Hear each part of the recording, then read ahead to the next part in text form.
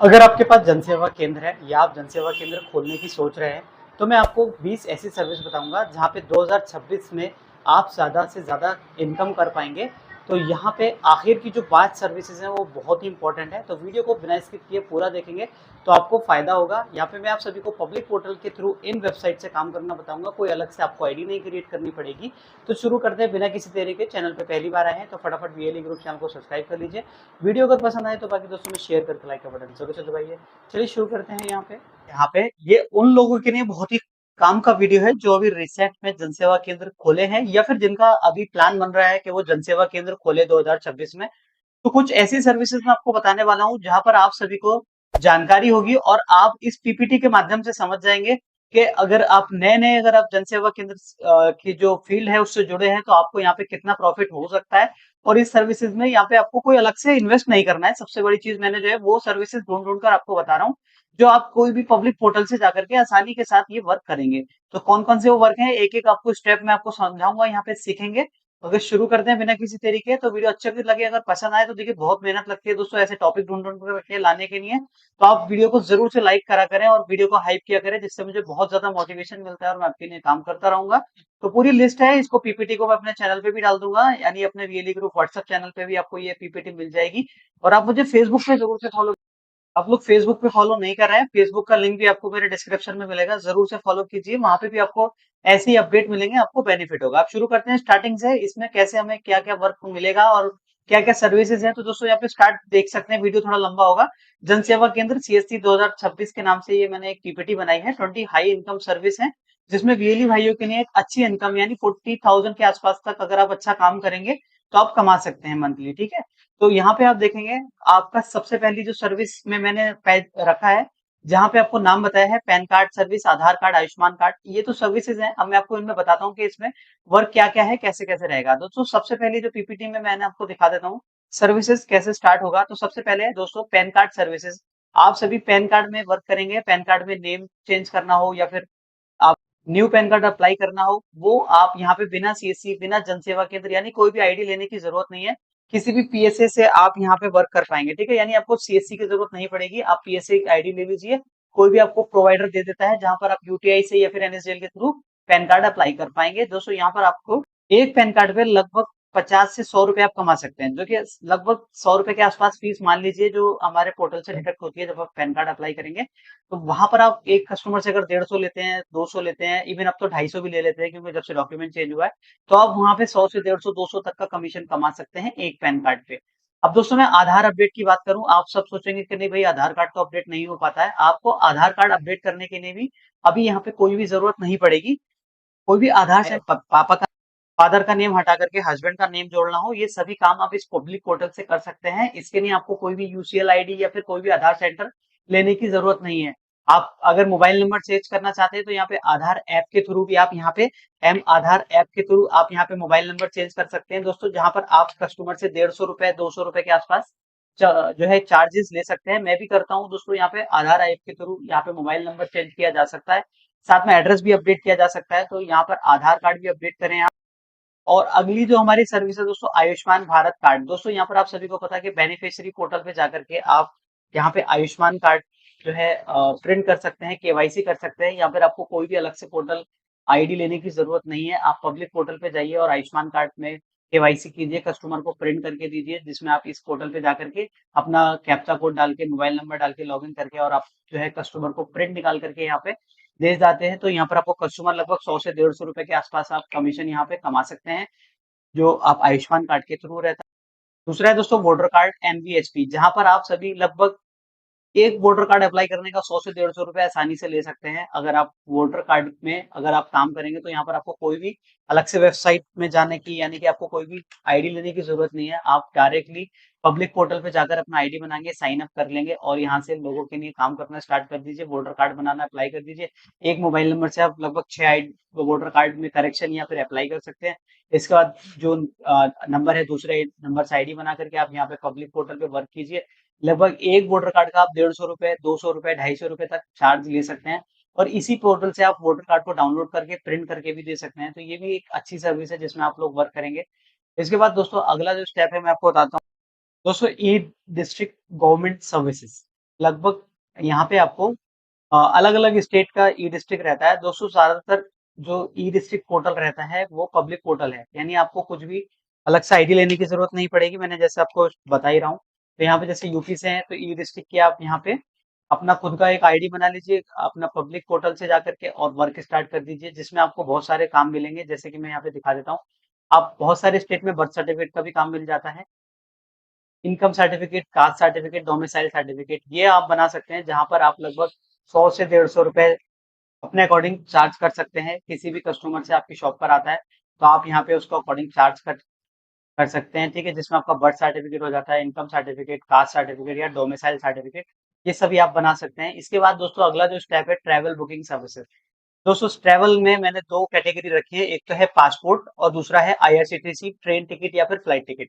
दोस्तों passport apply करेंगे तो आपको 200 से 500 रुपए के आसपास कमीशन मिल जाता है। और पासपोर्ट अप्लाई करने के लिए भी आपको पब्लिक पोर्टल से ही वर्क करना है, कोई भी अलग से आईडी नहीं लेनी पड़ेगी। सबसे बड़ी चीज, आप पीएसके अपना चूज करके और यहाँ पे आईडी बना लेंगे तो आपका यहाँ पे पब्लिक पोर्टल पे ही वर्क स्टार्ट हो जाएगा, ठीक है। तो यहाँ पर आपका पीएसके पोर्टल आप ओपन होगा, पासपोर्ट सेवा, इस पे जाकर अपनी आईडी क्रिएट कर लीजिए और पासपोर्ट में वर्क करना स्टार्ट कर दीजिए।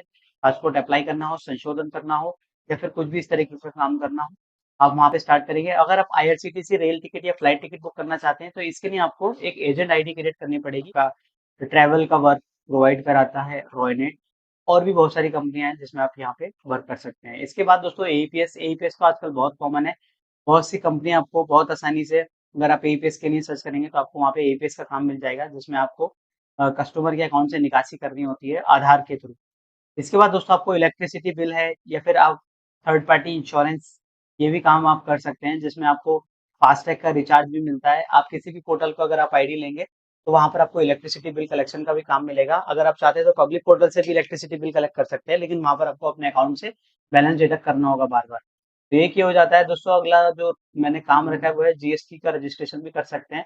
आप पीएम किसान सम्मान निधि के लिए भी वर्क कर सकते हैं। जैसे पीएम किसान, किसानों को यहाँ पे नया किसान का रजिस्ट्रेशन करना हो या फिर किसान के लिए आप प्रधानमंत्री फसल बीमा योजना, किसान योजना, इस तरीके की जो योजनाएं हैं इनमें वर्क कर सकते हैं, ठीक है। इसमें आपको क्या करना है कि किसानों को जो एक 2,000 रुपये दिया जाता है प्रधानमंत्री किसान मानधन योजना के अंतर्गत, उसका केवाईसी हो, न्यू रजिस्ट्रेशन करना हो, ये सब वर्क आप कर पाएंगे इसी में। जैसे आप लेबर कार्ड, ई श्रम कार्ड, ये आपको बनाना हो, फूड लाइसेंस बनाना हो, इसमें मैंने बहुत डिटेल में वीडियो बनाई है।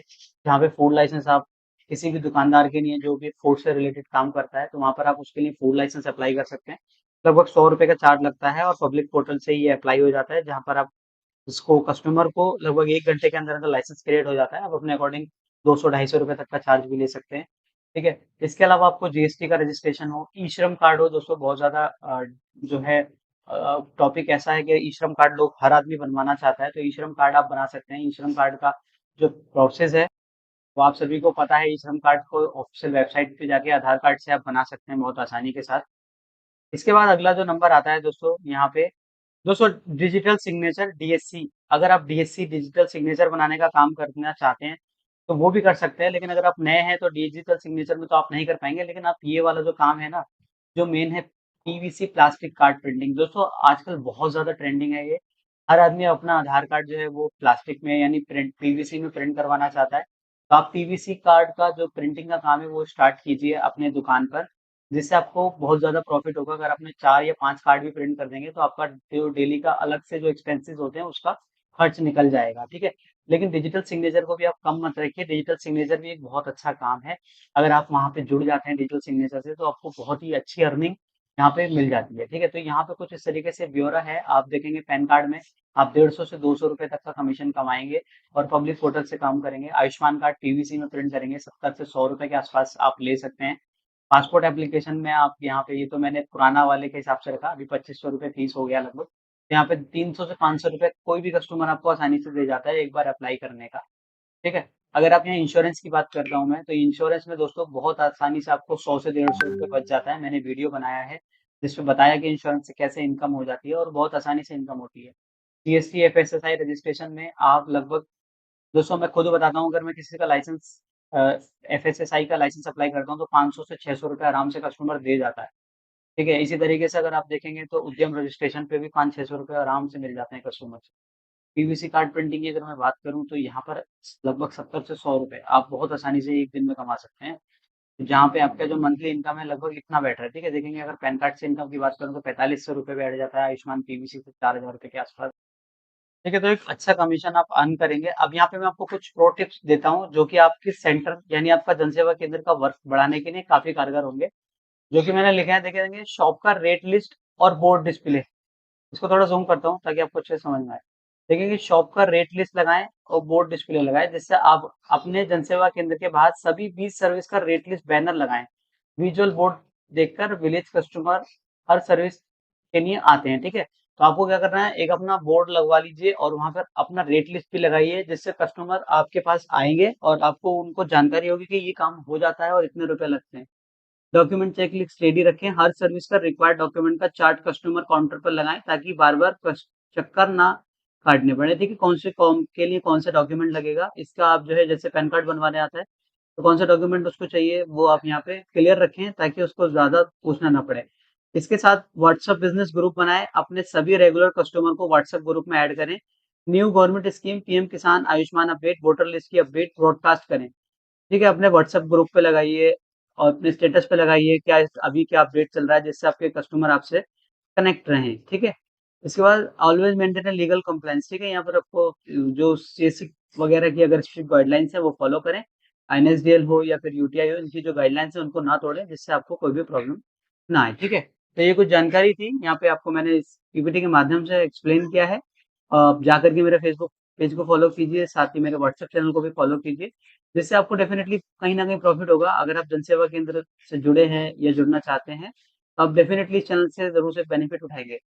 तो वीडियो अच्छी लगी तो लाइक ज़रूर से कीजिएगा। मिलते हैं किसी नेक्स्ट अपडेट में, तब तक के लिए जय Hind, take care, thank you so much watching and keep watching very good.